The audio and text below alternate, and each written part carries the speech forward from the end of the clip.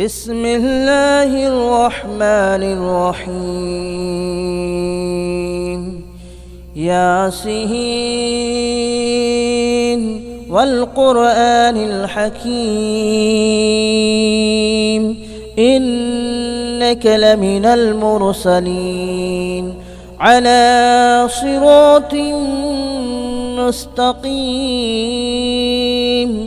تنزيل العزيز الرحيم لتنذر قوما ما أنذر آباؤهم فهم غافلون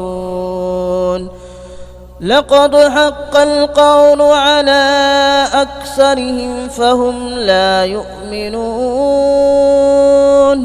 إنا جعلنا في أعناقهم أغلالا فهي إلى الأذقان فهم مقمحون وجعلنا من بين أيديهم سدا ومن خلفهم سدا فأغشيناهم فهم لا يبصرون وسواء عليهم أنذرتهم أم لم تنذرهم لا يؤمنون إنما تنذر من اتبع الذكر وخشي الرحمن بالغيب فبشره بمغفرة وأجر كريم إنا نحن نحيي الموتى ونكتب ما قدموا وآثارهم وكل شيء أحصيناه في إمام مبين واضرب لهم مثلا أصحاب القرية إذ جاءها المرسلون إذ أرسلنا إليهم اثنين فكذبوهما فعززنا بثالث فقالوا إنا إليكم مرسلون قالوا ما أنتم إلا بشر مثلنا وما أنزل الرحمن من شيء إن أنتم إلا تكذبون قالوا ربنا يعلم إنا إليكم لمرسلون وما علينا إلا البلاغ المبين قالوا إنا تطيرنا بكم لئن لم تنتهوا لنرجمنكم وليمسنكم منا عذاب أليم قالوا طائركم معكم أئن ذكرتم بل أنتم قوم مسرفون وجاء من أقصى المدينة رجل يسعى قال يا قوم اتبعوا المرسلين اتبعوا من لا يسألكم أجرا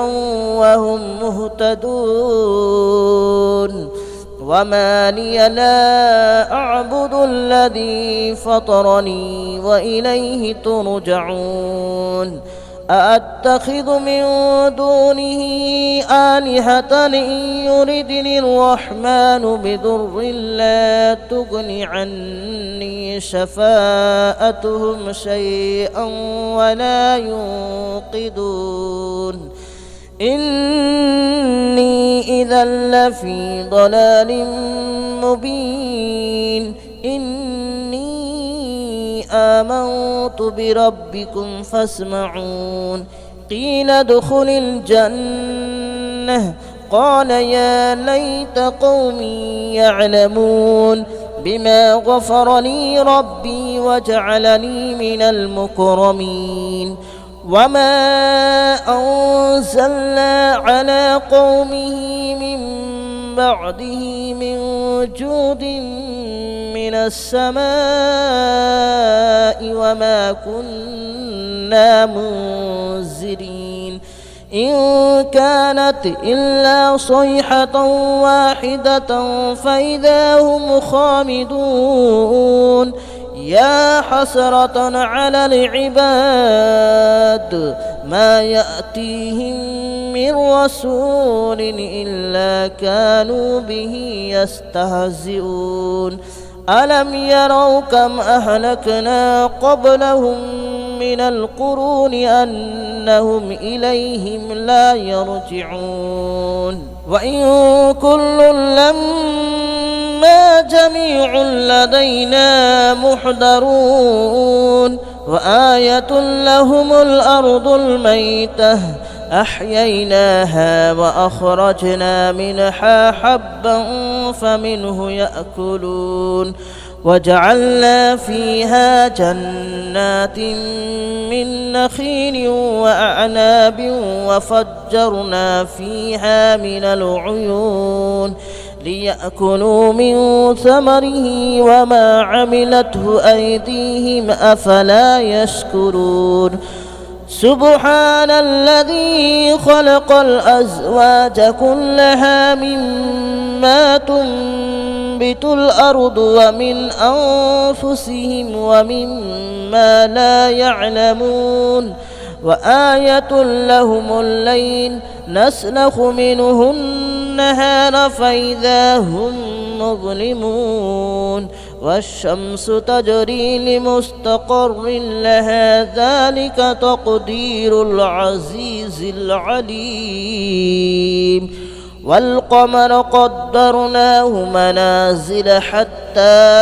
عاد كالعرجون القديم لا الشمس ينبغي لها أن تدرك القمر ولا الليل سابق النهار وكل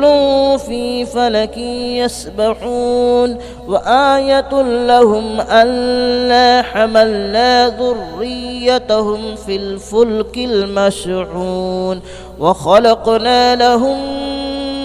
من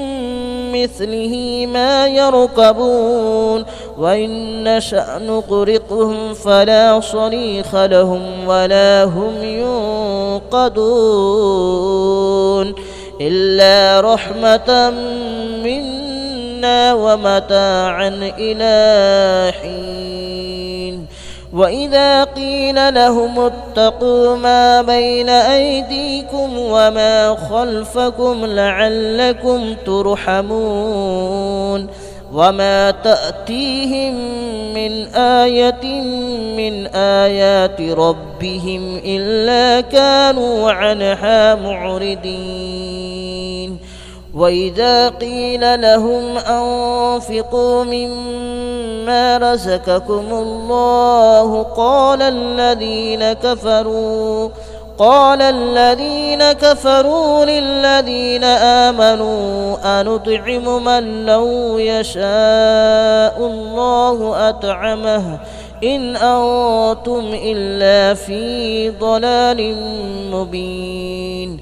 ويقولون متى هذا الوعد إن كنتم صادقين ما ينظرون إلا صيحة واحدة تأخذهم وهم يخصمون فلا يستطيعون توصية ولا إلى أهلهم يرجعون ونفخ في الصور فإذا هم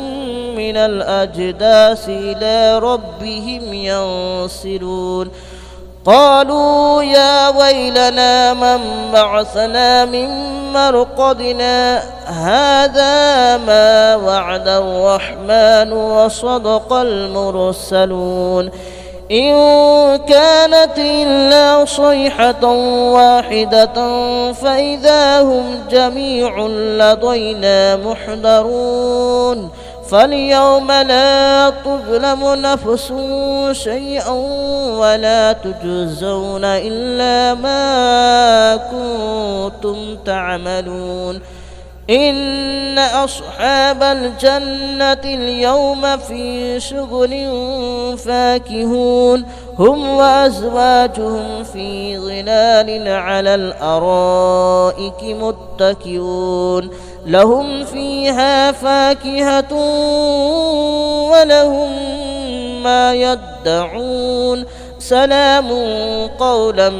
من رب رحيم وامتازوا اليوم أيها المجرمون ألم أعهد إليكم يا بني آدم ألا تعبدوا الشيطان ألم أعهد إليكم يا بني آدم ألا تعبدوا الشيطان إنه لكم عدو مبين وأن اعبدوني هذا صراط مستقيم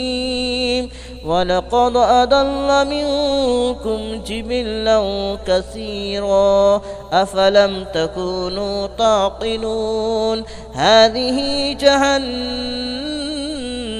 التي كنتم توعدون اصلوها اليوم بما كنتم تكفرون اليوم نختم على أفواههم وتكلمنا أيديهم وتشهد أرجلهم بما كانوا يكسبون ولو نشاء لطمسنا على أعينهم فاستبقوا الصراط فأنى يبصرون ولو نشاء لمسخناهم على مكانتهم فما استطاعوا مضيا ولا يرجعون ومن نعمره ننكسه في الخلق أفلا يعقلون وما علمناه الشعر وما ينبغي له إن هو إلا ذكر وقرآن مبين لينذر من كان حيا ويحق القول على الكافرين أولم يروا أنا خلقنا لهم مما عملت أيدينا أنعاما فهم لها مالكون وذللناها لهم فمنها ركوبهم ومنها يأكلون ولهم فيها منافع ومشارب أفلا يشكرون واتخذوا من دون الله آلهة لعلهم ينصرون لا يستطيعون نصرهم وهم لهم جند محضرون فلا يحزنك قولهم إنا نعلم ما يسرون وما يعلنون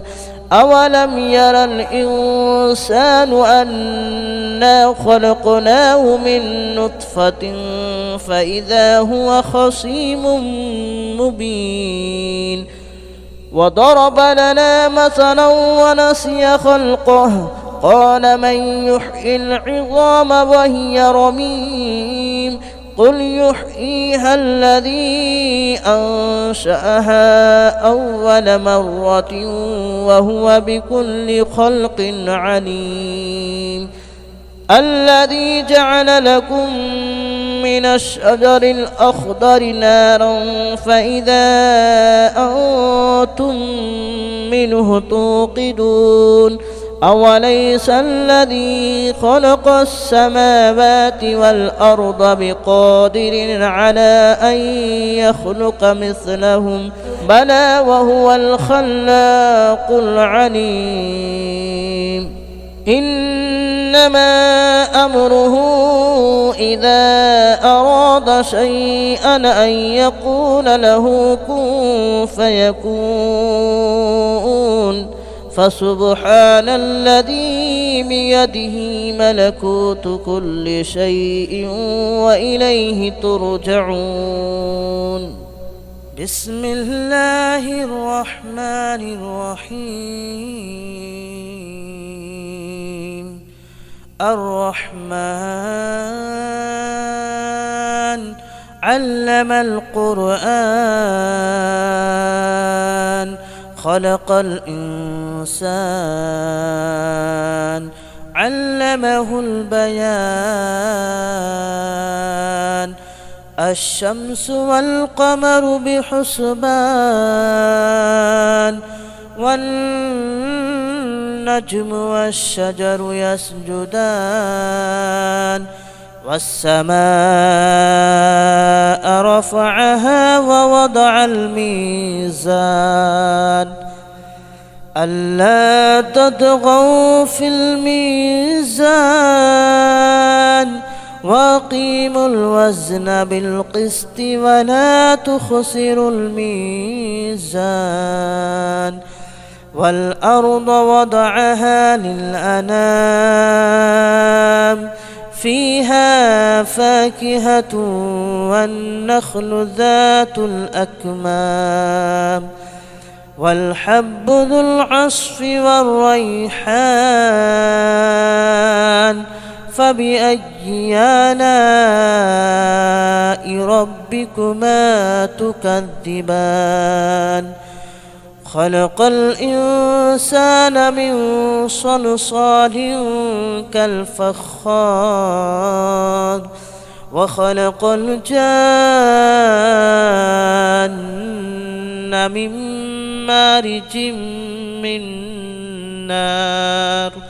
فبأي آلاء ربكما تكذبان. رب المشرقين ورب المغربين. فبأي آلاء ربكما تكذبان. مرج البحرين يلتقيان بينهما برزخ لا يبغيان. فبأي آلاء ربكما تكذبان. يخرج منهما اللؤلؤ والمرجان. فبأي آلاء ربكما تكذبان. وله الجوار المنشآت في البحر كالأعلام. فبأي آلاء ربكما تكذبان. كل من عليها فان ويبقى وجه ربك ذو الجلال والإكرام. فبأي آلاء ربكما تكذبان. يسأله من في السماوات والأرض كل يوم هو في شأن. فبأي آلاء ربكما تكذبان. سنفرغ لكم أيها الثقلان. فبأي آلاء ربكما تكذبان. يا معشر الجن والإنس إن استطعتم أن تنفذوا من أقطار السماوات والأرض فانفذوا لا تنفذون إلا بسلطان. فبأي آلاء ربكما تكذبان. يرسل عليكما شواظ من نار ونحاس فلا تنتصران. فبأي آلاء ربكما تكذبان. فإذا انشقت السماء فكانت وردة كالدهان فبأي آلاء ربكما تكذبان فيومئذ لا يسأل عن ذنبه إنس ولا جان فبأي آلاء ربكما تكذبان يعرف المجرمون بسيماهم فيؤخذ بالنواصي والأقدام فبأي آلاء ربكما تكذبان هذه جهنم التي يكذب بها المجرمون يطوفون بينها وبين حميم آن فبأي آلاء ربكما تكذبان ولمن خاف مقام ربه جنتان فبأي آلاء ربكما تكذبان ذواتا أفنان فبأي آلاء ربكما تكذبان فيهما عينان تجريان فبأي آلاء ربكما تكذبان فيهما من كل فاكهة زوجان فبأي آلاء ربكما تكذبان متكئين على فرش بطائنها من استبرق وجنى الجنتين دان فبأي آلاء ربكما تكذبان فيهن قاصرات الطرف لم يطمثهن إنس قبلهم ولا جان فبأي آلاء ربكما تكذبان كأنهن الياقوت والمرجان فبأي آلاء ربكما تكذبان هل جزاء الإحسان إلا الإحسان فبأي آلاء ربكما تكذبان ومن دونهما جنتان فبأي آلاء ربكما تكذبان مدهامتان فبأي آلاء ربكما تكذبان فيهما عينان نضاختان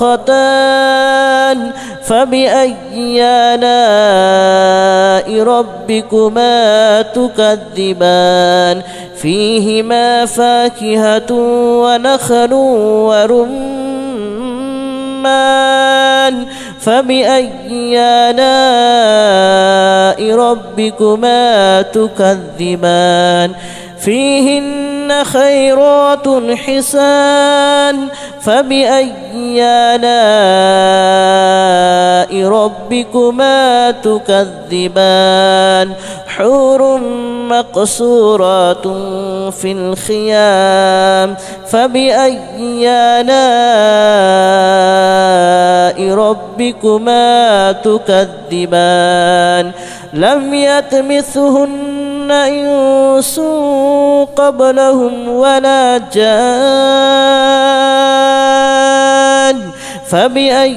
آلاء ربكما تكذبان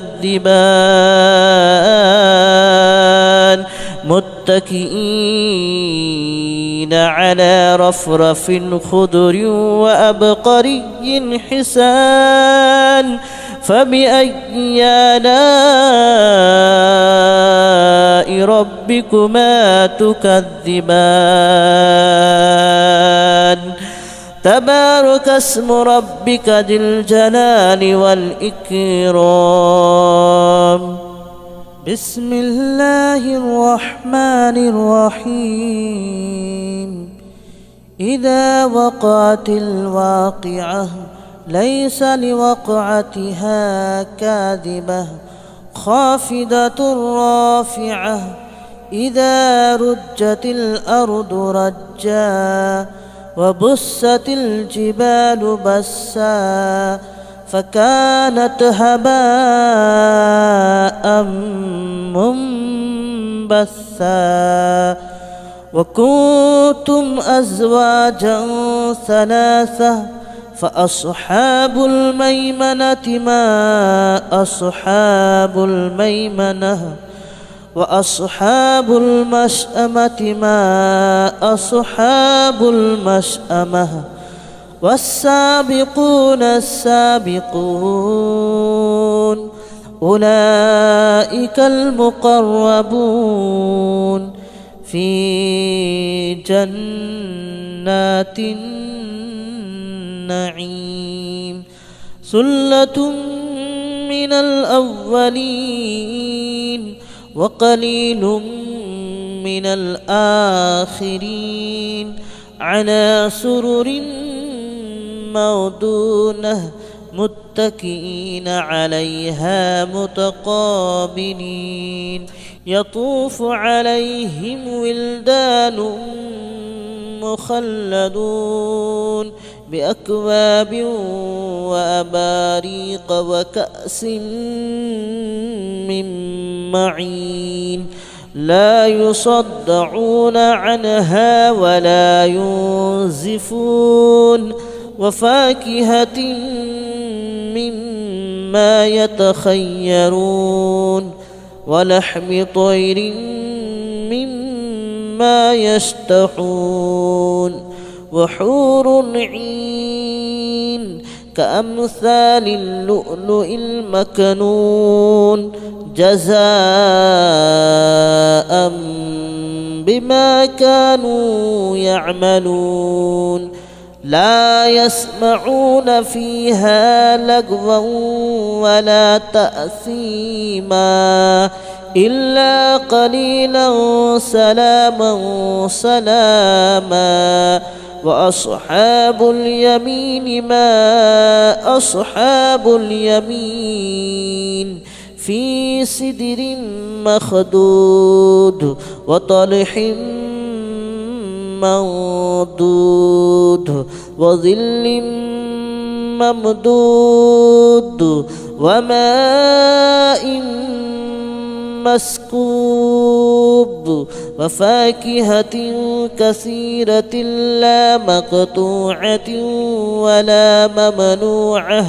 وفرش مرفوعة إنا أنشأناهن إنشاء فجعلناهن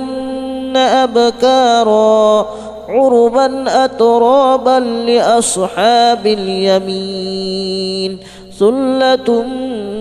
من الأولين وثلة من الآخرين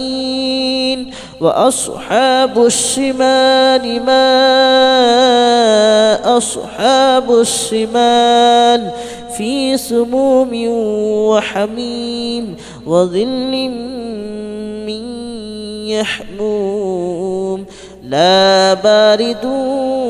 ولا كريم إنهم كانوا قبل ذلك مترفين وكانوا يصرون على الحنث العظيم وكانوا يقولون أئذا متنا وكنا كنا ترابا وعظاما أئنا لمبعوثون أو آباؤنا الأولون قل إن الأولين والآخرين لمجموعون إلى ميقات يوم معلوم ثم إنكم أيها الضالون المكذبون لآكلون من شجر من زقوم فمالئون منها البطون فشاربون عليه من الحميم فشاربون شرب الحميم هذا نزلهم يوم الدين نحن خلقناكم فلولا تصدقون أفرأيتم ما تمنون أأنتم تخلقونه أم نحن الخالقون نحن قدرنا بينكم الموت وما نحن بمسبوقين على أن نبدل أمثالكم وننشئكم فيما لا تعلمون ولقد علمتم النشأة الأولى فلولا تذكرون أفرأيتم ما تحرثون أأنتم تزرعونه أم نحن الزارعون لو نشاء لجعلناه هطاما فظلتم تفكهون إنا لمغرمون بل نحن محرومون أفرأيتم الماء الذي تشربون أأنتم أنزلتموه من المزن أم نحن المنزلون لو نشاء جعلناه أجاجا فلولا تشكرون أفرأيتم النار التي تورون أأنتم أنشأتم شجرتها أم نحن المنشئون نحن جعلناها تذكرة ومتاعا للمتقين نحن جعلناها تذكرة ومتاعا للمقوين فسبح باسم ربك العظيم فلا أقسم بمواقع النجوم وإنه لقسم لو تعلمون عظيم إنه لقرآن كريم في كتاب مكنون لا يمسه إلا المطهرون تنزيل من رب العالمين أفبهذا الحديث أنتم مدهنون وتجعلون رزقكم أنكم تكذبون فلولا إذا بلغت الحلقوم وأنتم حينئذ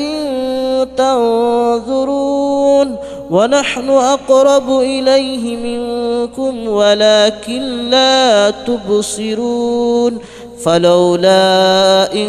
كنتم غير مدينين ترجعونها إن كنتم صادقين فأما إن كان من المقربين فروح وريحان وجنة جنة نعيم وأما إن كان من أصحاب اليمين فسلام لك من أصحاب اليمين وأما إن كان من المكذبين الضالين فنزل من حميم وتصلية جحيم إن هذا لهو حق اليقين فسبح باسم ربك العظيم بسم الله الرحمن الرحيم تبارك الذي بيده الملك وهو على كل شيء قدير الذي خلق الموت والحياة ليبلوكم أيكم أحسن عملا وهو العزيز الغفور الذي خلق 7 سماوات طباقا ما ترى في خلق الرحمن من تفاؤت فارجع البصر هل ترى من فطور ثم ارجع البصر كرتين ينقلب إليك البصر خاسئا وهو حسير ولقد زينا السماء الدنيا بمصابيح وجعلناها رجوما للشياطين وأعتدنا لهم عذاب السعير وللذين كفروا بربهم عذاب جهنم وبئس المصير إذا ألقوا فيها سمعوا لها شهيقا وهي تفور تكاد تميز من الغيظ كلما ألقي فيها فوج سألهم خزنتها ألم يأتكم نذير قالوا بلى قد جاءنا نذير فكذبنا وقلنا ما نزل الله من شيء إن أنتم إلا في ضلال كبير وقالوا لو كنا نسمع أو نعقل ما كنا في أصحاب السعير فاعترفوا بذنبهم فسحقا لأصحاب السعير إن الذين يخشون ربهم بالغيب لهم مغفرة وأجر كبير وأسروا قولكم أو اجهروا به إنه عليم بذات الصدور ألا يعلم من خلق وهو اللطيف الخبير هو الذي جعل لكم الأرض ذلولا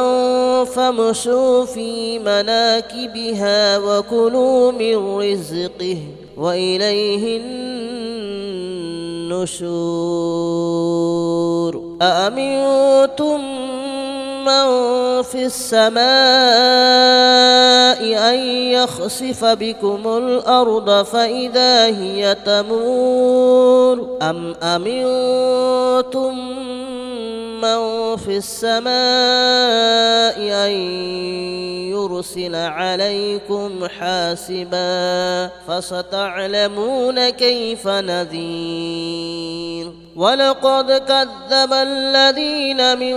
قبلهم فكيف كان نكير أولم يروا إلى الطير فوقهم صافات ويقبضن ما يمسكهن إلا الرحمن إنه بكل شيء بصير أمن هذا الذي هو جند لكم ينصركم من دون الرحمن إن الكافرون إلا في غرور أمن هذا الذي يرزقكم إن أمسك رزقه بل لجوا في عتو ونفور أفمن يمشي مكبا على وجهه أهدى أمن يمشي سويا على صراط مستقيم قل هو الذي أنشأكم وجعل لكم السمع والأبصار والأفئدة قليلا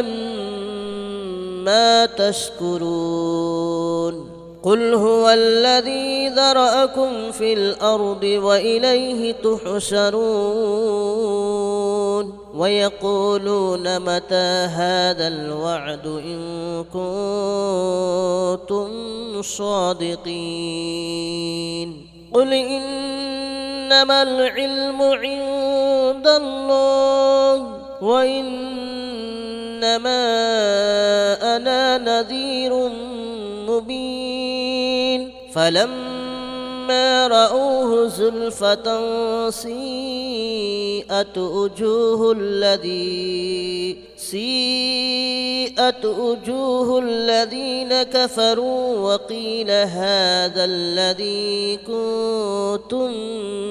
به تدعون قل أرأيتم إن أهلكني الله ومن معي أو رحمنا فمن يجير الكافرين من عذاب أليم قل هو الرحمن آمنا به وعليه توكلنا فستعلمون من هو في ضلال مبين قل أرأيتم إن أصبح ماؤكم غورا فمن يأتيكم بماء